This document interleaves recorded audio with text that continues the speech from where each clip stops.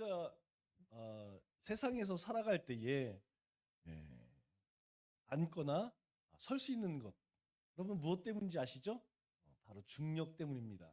우리가 여기 서 있으면 지구는 둥그니까 지구 반대편에 있는 사람은 떨어져야겠죠. 그죠? 그런데 떨어지지 않아요. 우리가 서 있듯이 지구 반대편에 있는 우리의 반대편에 있는 사람들도 똑같이 이렇게 서 있습니다. 그렇게 서 있을 수 있는 것은 무엇이냐면 중력이라고 하는 것, 즉 이 지구는 지구 중심으로 끌어당기는 힘이 있어요. 그래서 모든 것들은 땅으로 떨어집니다. 이 지구만 그런 것이 아니고 하나님이 만드신 모든 행성들은 대부분 그래요. 차이는 있죠. 세게 당기는 행성이 있고 또 적게 당기는. 그래서 이 별과 별 사이에도 중력이 있습니다. 그래서 그 간격을 유지하죠. 이게 달에도 중력이 있고 저기 뭐 화성, 금성에도 중력이 있어요. 그래서 그곳에 가면 둥둥둥 날아다닐 것 같지만 거기도 당기는 힘이 있기 때문에 서 있을 수 있는 것이죠.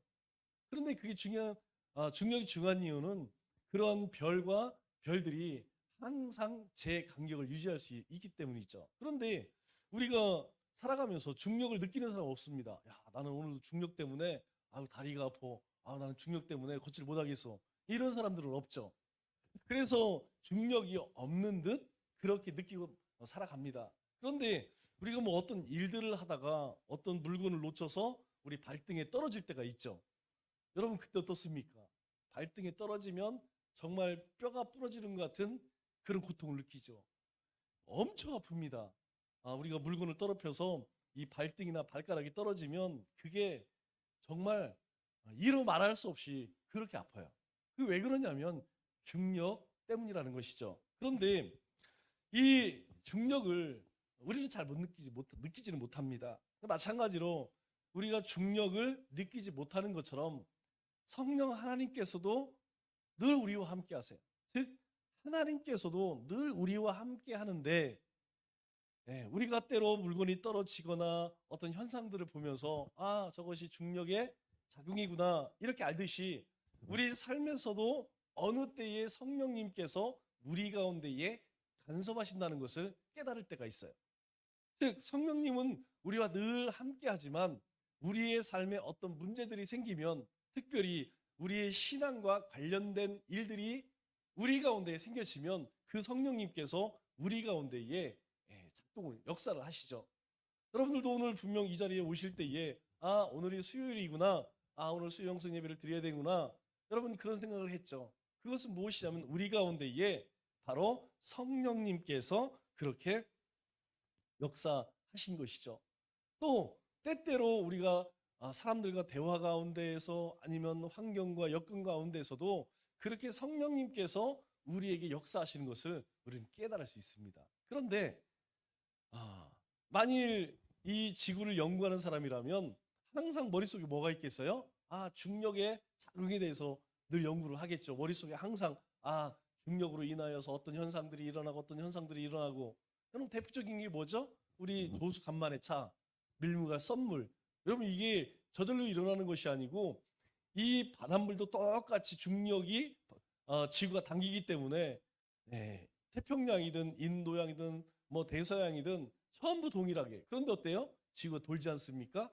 그러다 보니까 어느 때는 물이 한쪽으로 쏠려. 그래서 빠져나가면 썰물이고 또 그것이 다시 들어올 때에는 밀려 들어오니까 밀문이라고 이야기를 하죠. 이런 여러 가지 현상을 통하여서 우리는 중력이 항상 있다고 그렇게 느끼는 사람들, 과학자들은 그 생각을 하겠죠.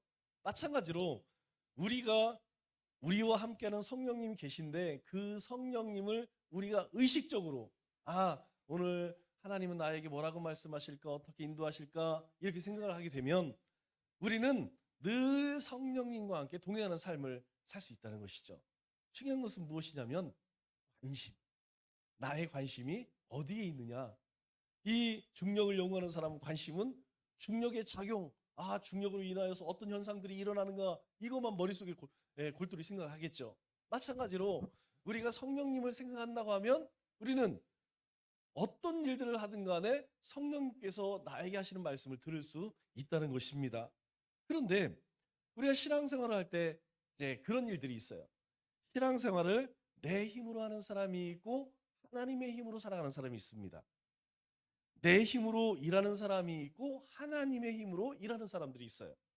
예전에 어떤 목사님 그런 이야기를 하더라고요. 하나님의 힘으로 살아가는 사람들은 이 돛담배에 돛을 피고 사는 것 같다. 여러분, 만일 우리가 엔진이 없는 돛담배를 내가 목적하는 곳까지 가려면 어떻게 돼요? 내가 막 노를 져야 되잖아요. 이 노를 저려면 보통 힘든 게 아닙니다. 저도 섬에 가서 몇 번 해봤는데 볼 때는 쉬워요.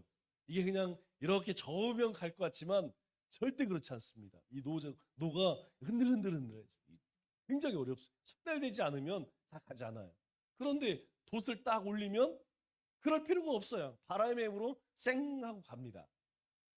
그래서 그러면 내 힘으로 신앙생활 못하느냐? 아니, 할 수는 있어요.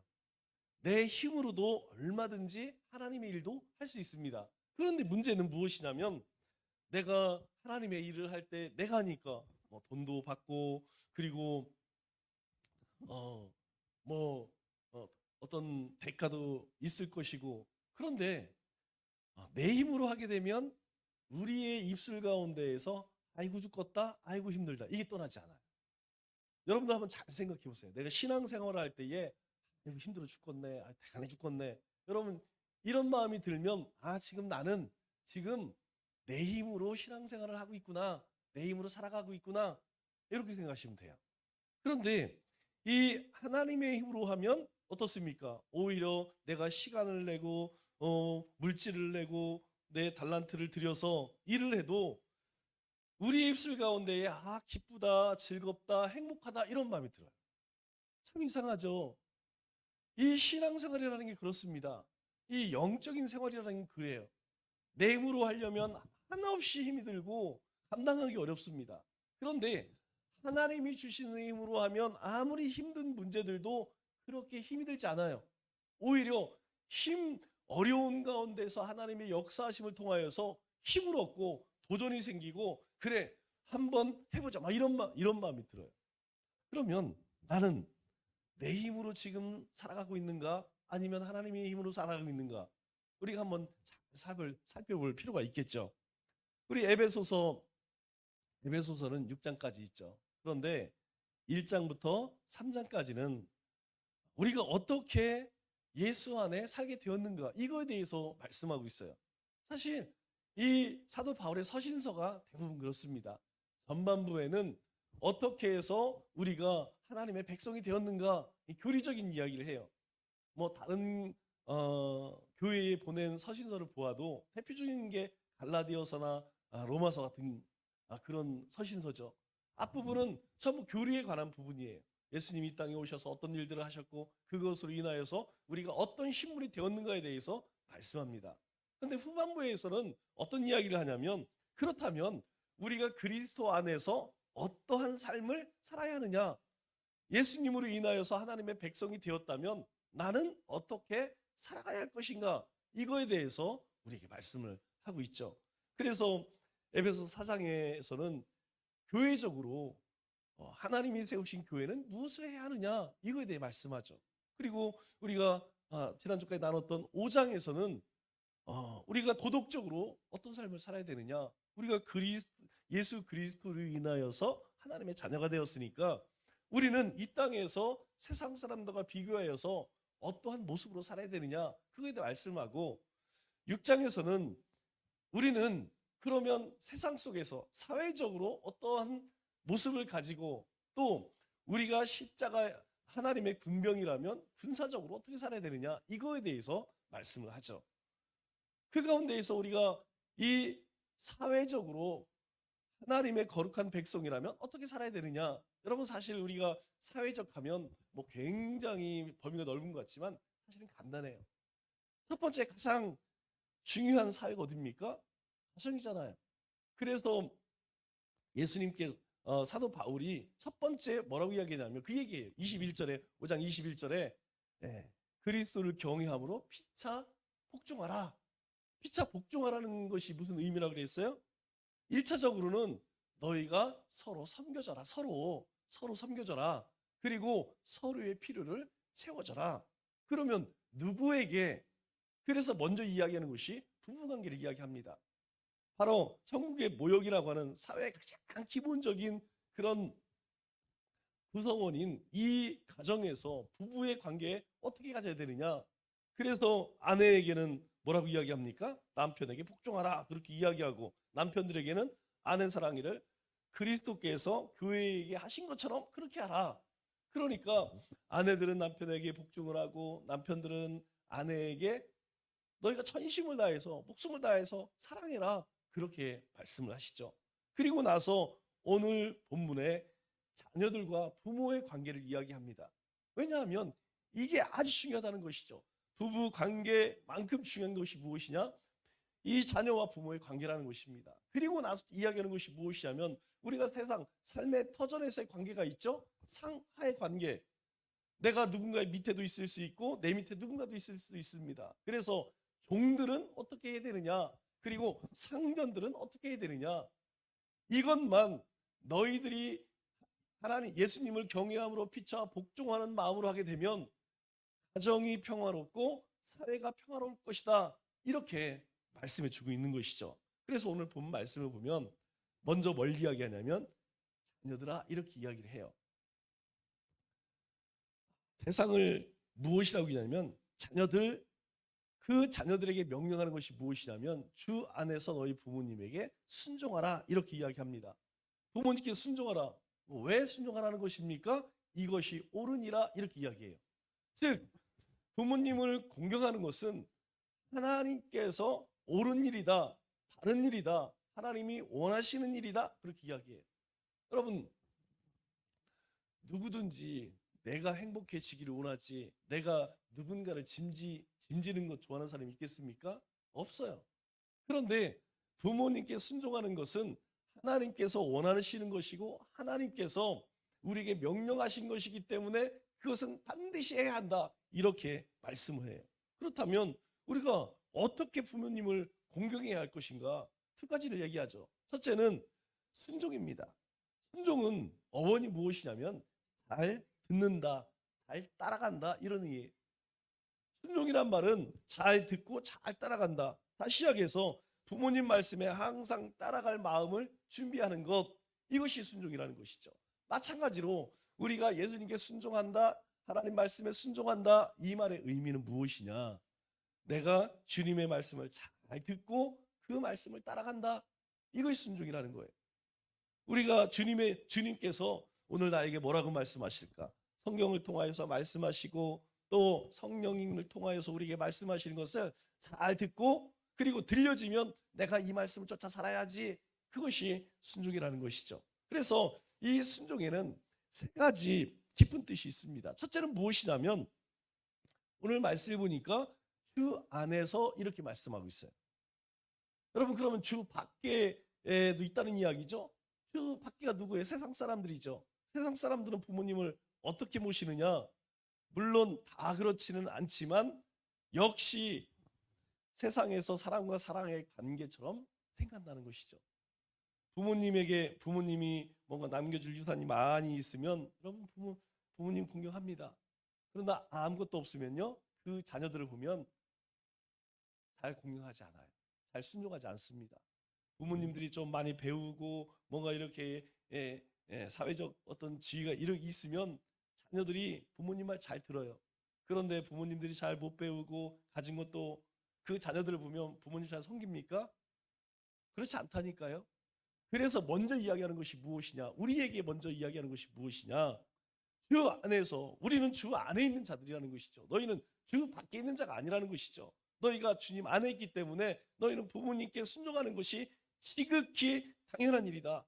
이것이 첫 번째이고, 두 번째로는 우리가 부모님께 순종할 때는 그 전제가 무엇이냐면 예수님에게 순종한다는 것이죠. 그러면 왜 우리가 예수님께 순종합니까? 예수님이 아니면 우리는 다 하나님의 진노와 심판의 대상이라는 거예요. 즉 우리는 전부 지옥 갈 그런 운명이라는 것이죠. 그런데 예수님이 오셔서 우리를 위해 십자가에 죽으시고 부활하심으로 우리가 하나님의 거룩한 백성이 되었어요. 하나님의 백성이 하나님 말씀 쫓아 사는 것이 뭐 대단한 것입니까? 아니죠. 당연한 것이죠. 우리가 하나님의 백성이기 때문에 하나님의 말씀에 귀를 기울이고 쫓아가는 것, 그거 지극히 당연한 거예요. 그것처럼 너희에게 하나님의 대리자인 부모님이 생명을 주셨기 때문에 네 부모가 많이 배우지 못하고 가진 것이 없고 사회적 지위가 별로 없다 할지라도 해야 한다는 거예요. 또 한 가지가 무엇이냐면 주님께 순종하듯이 부모님께도 동일하게 그렇게 해야 한다는 것입니다. 이것이 주님께서 에베소 성도들을 향해서 오늘 우리를 향해서 이야기합니다. 두 번째로 무엇이냐면 2절 말씀을 보니까 동일하게 이야기합니다. 내 아버지와 어머니를 공경하라. 여러분 이 공경의 뜻이 참 재미있어요. 이 공경이라는 뜻은 무엇이냐면 값을 지불한다 이런 뜻입니다. 그러니까 우리가 부모님의 은혜에 대해서 부모님이 나를 그렇게 키우셨구나 땡 이거 아니라는 것이에요. 내가 부모님의 은혜를 주 안에서 주님이 나에게 행하신 것처럼 하나님이 나에게 행하신 것처럼 깨달았다면 부모님의 은혜도 그렇게 깨달아야 한다는 거예요. 우리가 그 하나님의 은혜를 깨닫기 때문에 오늘도 주님 앞에 나왔잖아요. 기도하잖아요. 순종하잖아요. 그리고 힘이 들지만 전도하고 우리가 세상에서 어떻습니까? 빛과 소금으로 살아가잖아요. 왜요? 우리가 그리스도를 주로 여기기 때문이라는 것이죠. 마찬가지로 너희도 그렇게 주님께서 우리를 위해서 주님이 대가를 치르셨기 때문에 순종하듯이 부모님께서 우리에게 부모님의 은혜로 우리가 이 땅에 태어났기 때문에 부모님에게도 똑같이 그렇게 해야 한다는 거예요. 그래서 예수님께서 십자가에서 마지막 남기신 말씀이 뭐죠? 다 이루었다, 다 이루었다, 다 이루었다의 원래 의미가 뭐라고 그랬어요? 다 지불했다 이 뜻이라는 거예요. 내가 너희의 죄값을 다 지불했다. 그러니 이제 나만 믿으면 더 이상 죄값을 묻지 않겠다는 거예요. 마찬가지로 너희가 부모님의 은혜로 이 땅에 태어났기 때문에 너희는 그 부모님의 은혜의 값을 지불해야 한다. 그렇게 이야기해요. 그것은 무엇이냐면 마음으로만 부모님을 사랑합니다. 입술로만 주님을 사랑합니다. 그거 아무 소용없다는 거예요. 행위가 뒤따라져야 된다는 것이죠. 오늘 새벽에도 제가 그 말씀을 드렸어요. 여러분 예수님을 믿습니다. 이 믿음의 고백은 곧 뭘 의미하냐면 예수님의 말씀대로 살겠습니다. 예수님의 말씀에 순종하겠습니다. 행위를 이야기하는 거예요. 고백과 행위는 같은 것입니다. 그래서 둘 중에 하나 안 되면 그것은 예수를 믿는 게 아니에요. 나는 예수님 믿습니다. 그리고 지 맘대로 살아. 그거 예수님 믿는 거 아니에요. 많은 분들이 그걸 착각을 해요. 마찬가지로 제가 부모님을 사랑합니다. 부모님을 공경합니다. 그렇게 이야기했다면 부모님의 필요를 채워줄 수 있어야 된다는 거예요. 자도 전화도 하고 어떻게 진지는 잘 드셨는지 어디 아프지는 않은지 돌보고 그것이 바로 공경한다는 것이죠. 그런데 어떻습니까? 그래도 우리 믿음의 사람들은요 참 잘해요. 제가 이렇게 신앙생활하면서 부모님을 등한시하는 사람은 극히 못 봤습니다. 그런데요 믿지 않는 사람 가운데는 너무나 많아요.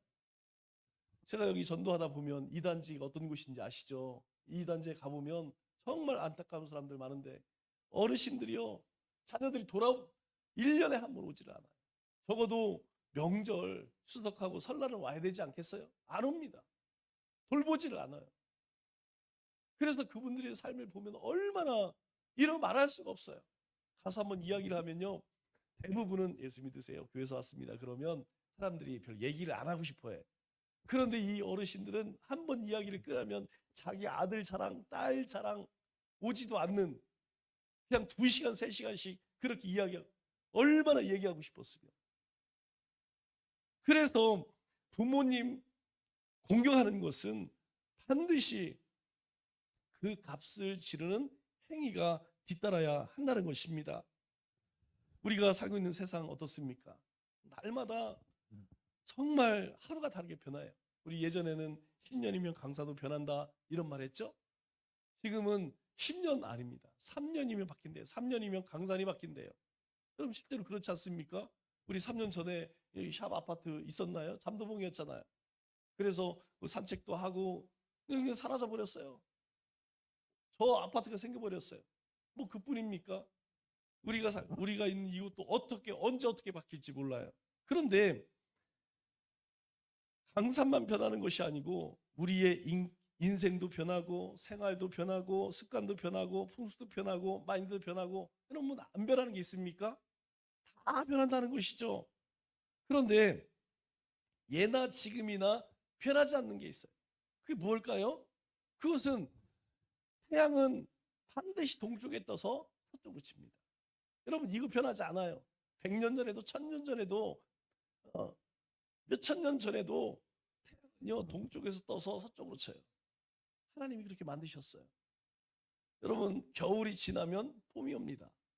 여러분 이 생을 막을 수 없어요. 겨울이 아무리 춥고 눈이 많이 온다 할지라도 여러분 봄이 되면 싹이 튼다니까요. 그리고 여름에 녹음이 풀어진다니까요. 가을 되면 결실을 맺는 거예요. 이거 막을 수 없습니다.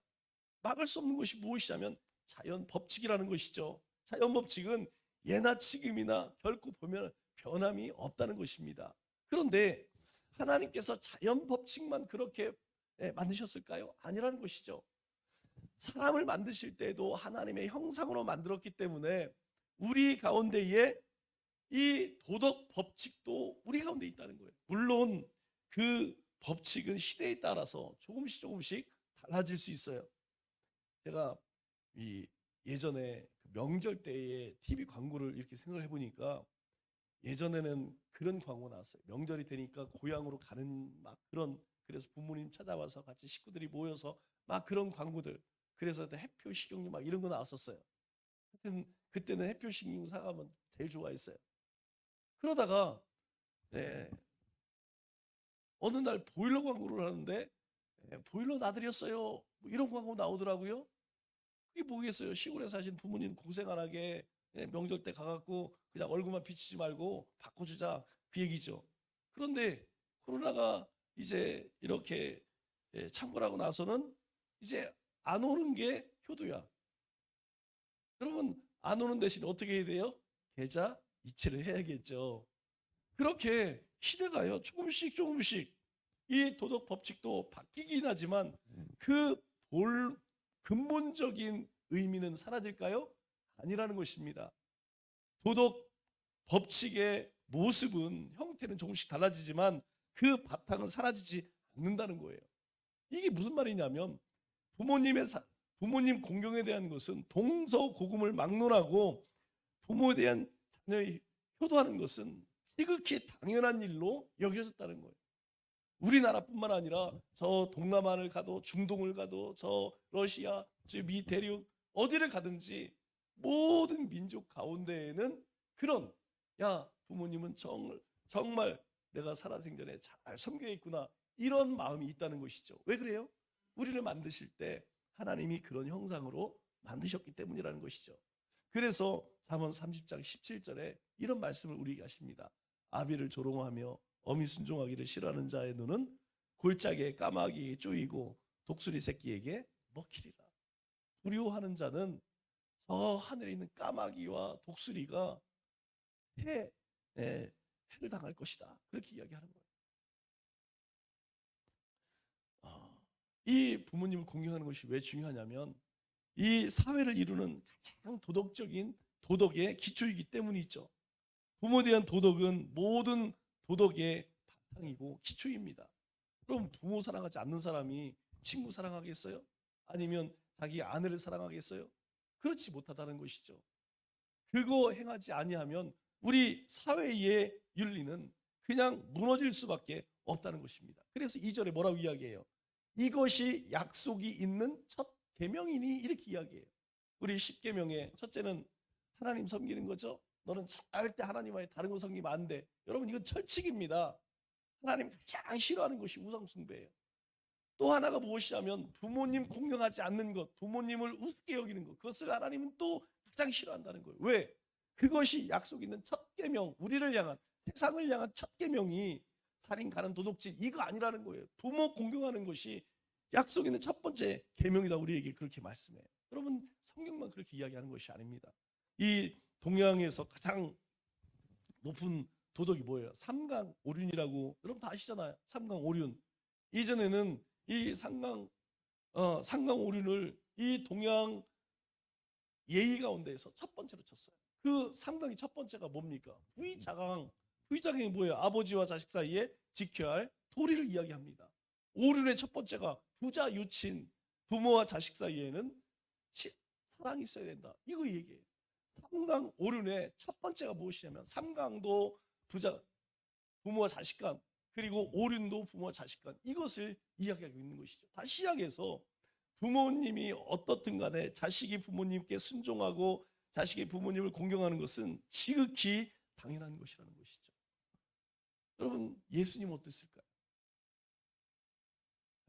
제가 좀 목이 안 좋아서 좀 일찍 끝내야 될 것 같아요. 여러분 듣는 게 조금씩 더 안 좋아지는 것 같아요.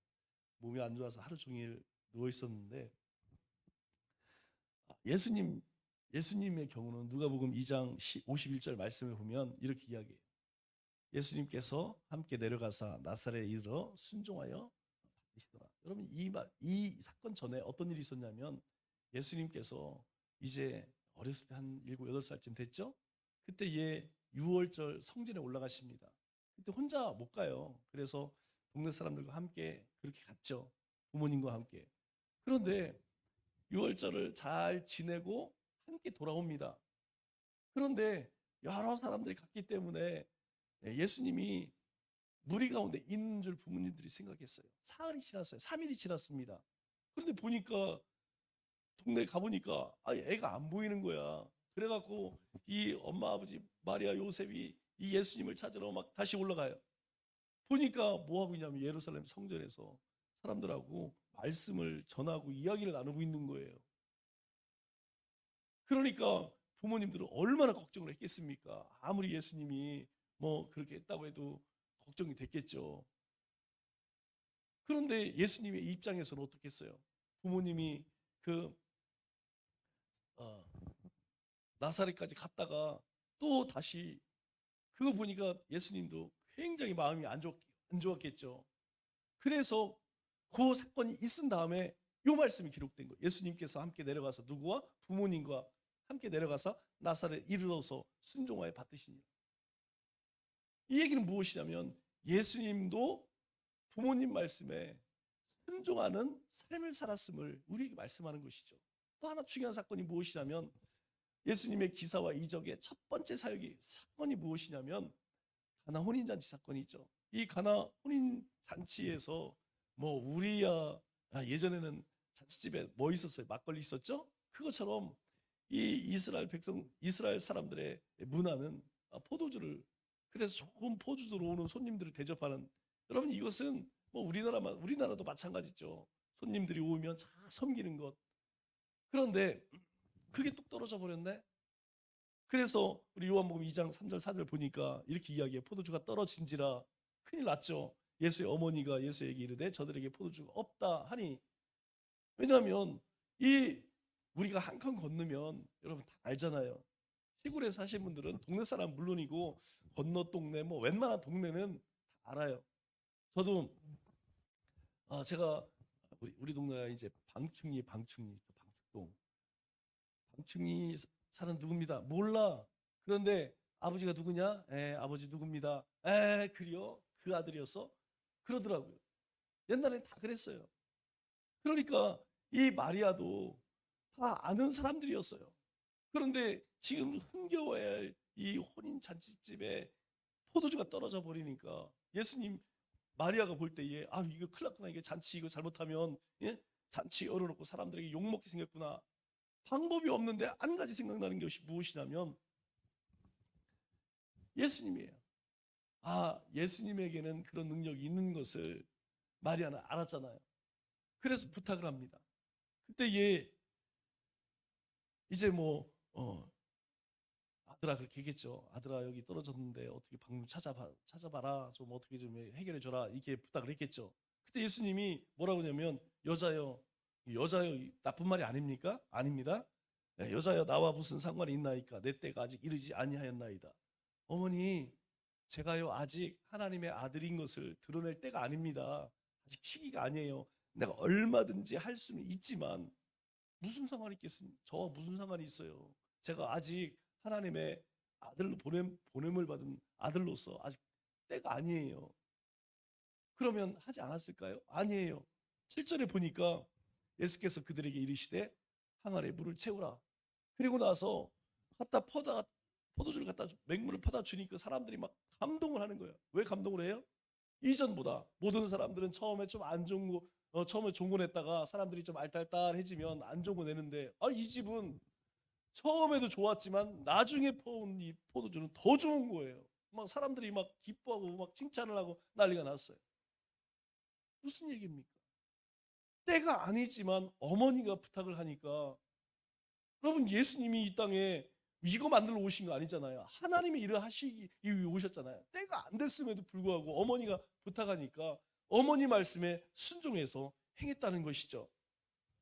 우리가 꼭 기억할 것이 무엇이냐면 우리는 주 안에 있는 사람들. 여러분 이걸 기억하셔야 됩니다. 우리가 주 안에 있는 자들이기 때문에 행하는 것이에요. 그러면 그 부모 공경에 대한 약속이 뭡니까? 3절 말씀을 보니까 이렇게 내가 잘 되고 땅에서 장수하리라. 내가 잘 되고 잘 된다는 말은 형통한다 이런 의미예요. 내가 어떤 일들을 하든 간에 하나님의 축복이 임할 거라는 거예요. 여러분 한번 생각해 보세요.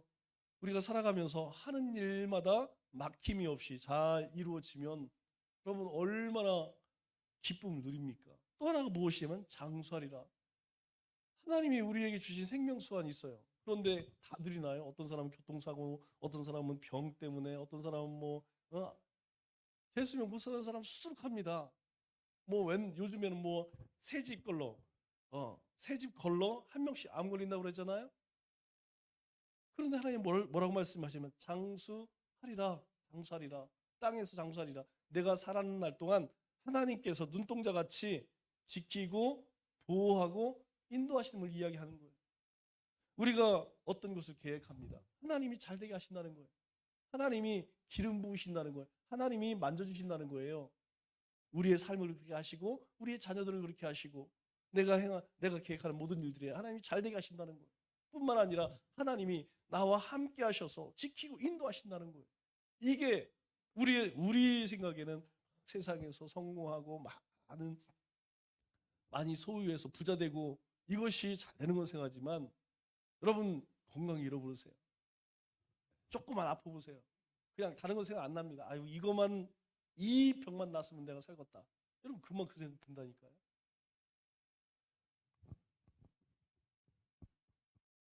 그래서 이스라엘 백성들이 애굽에서 나와서 가나안 땅에 들어갈 때에 하나님께서 이 모압에서 두 번째 율법 갱신을 하잖아요. 언약 갱신을 하잖아요. 그때에 아주 이 부모 공경에 대해서 강조를 하세요. 신명기 21장 18절로 21절 보면 여러분 이 말씀을 가슴에 잘 새겨야 됩니다. 사람에게 완악하고 패역한 아들이 있어. 만일 너희 가운데에 완악하고 패역한 아들이 있다면 그의 아버지의 말이나 그의 어머니 말 순종하지 아니하고 부모가 징계하여도 순종하지 아니하거든. 그 사람이 누구예요? 패역한 놈이에요. 그의 부모가 그를 끌고 성문에 이르러 그 성읍 장로들에게 나아가서 그를 끌고 와서 장로들 지도자들 앞에 세워서 그 성읍 장로들에게 말하기를 우리의 이 자식은 완악하고 패역하여 우리의 말을 듣지 아니하고 방탕하며 술에 잠긴지라. 부모님 말 듣지 않고 지 멋대로 산다 이거죠. 그러면 그 성읍의 모든 사람들이 그를 돌로 쳐 죽일지니 이같이 내가 너희 중에 악을 취하라. 악을 취하라. 악한 거라는 거예요. 여러분 부모님이 돌아가신 분들도 있어요. 그러면 우리의 자녀들에게 무엇을 가르칠까요? 가르쳐야 합니다. 여러분 목회자도 정말 힘들 때가 언제인지 아세요? 우리 성도님들이 하지 않으려고 하는 거 가르치는 게 힘들어요. 그냥 간섭 안 하면 됩니다. 그냥 제 할 일만 하고 여러분 살고 싶은 대로 살아. 그런데 그게 안 되잖아요. 여러분 자녀들 보면서 자녀들이 멋대로 살면 그냥 네 맘대로 살아 그럴 뿐 없습니다. 그런데 싫은 소리 하면 싫어요. 저도 불편하고 듣는 사람도 불편하고 그래도 해야 한다는 거예요. 우리의 자녀들이 만일 부모님에 대해서 그렇게 공경하고 순종하지 아니한다면 가르쳐야 합니다. 왜? 그래야지 잘 되고 장수하기 때문에. 그거 하지 않으면 하나님의 진노가 임하기 때문에 우리의 자녀들에게 가르쳐야 돼요. 부모님 생일이면 잘 챙기고 부모님들 어디 아픈지 안 아픈지 돌아보게 하고 여러분 요즘 아이들이 그거 하려고 합니까? 안 하려고 해요. 그래도 가르쳐야 한다는 거예요. 해야 한다는 거예요. 말씀을 맺도록 하겠습니다. 오늘날 부모의 이 효도의 윤리가 땅에 떨어졌죠. 땅에 떨어지다 못해서 이제는 짓밟혔습니다. 부모가 무식하다고 멸시하고 늙었다고 학대하고 가진 것이 없다고 불평하는 그런 사람들이 점점점 늘어가고 있어요. 여러분 이 같은 일들은 성경은 뭐라고 이야기합니까? 말세에 일어나는 일들이라고 말하고 있어요. 우리 모두는 살아있는 동안 부모님께 순종하고 또 부모님을 공경하는 삶을 살아서 이 땅에서 잘 되고 장수하는 복을 누리시는 우리 믿음의 권속들 되시길 주님의 이름으로 축원합니다.